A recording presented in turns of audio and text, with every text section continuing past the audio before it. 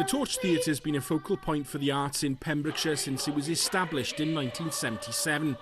During the last 45 years, there have been several memorable productions. It serves a community in Milford Haven which is one of the most deprived in Wales, providing drama, panto, cinema and around 2,000 arts activities every year.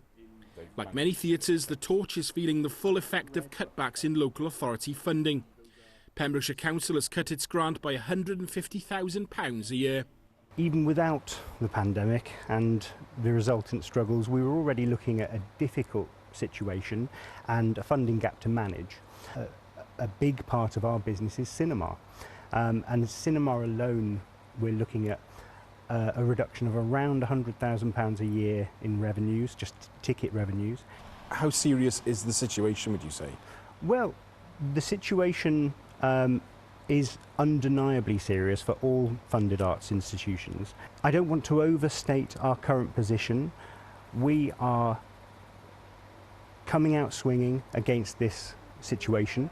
The new artistic director at the Torch told me it provides a springboard for new drama, but is also vital for the local community. The Torch is the only regularly funded Arts Council organisation in all of West Wales, so our reach is huge, but then there's also all of the community work that we do, so our thriving youth theatre, community choir, Torch Voices. It would be a really devastating thing if we weren't able to commit as much to that community provision.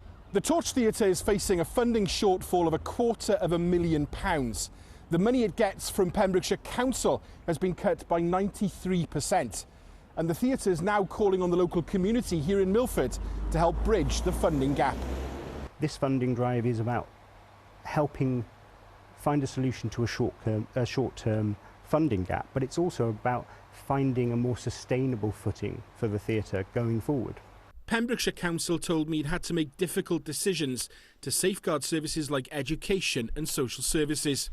Supporters of the theatre are now being asked to show their support to keep the flame burning for the arts in Milford.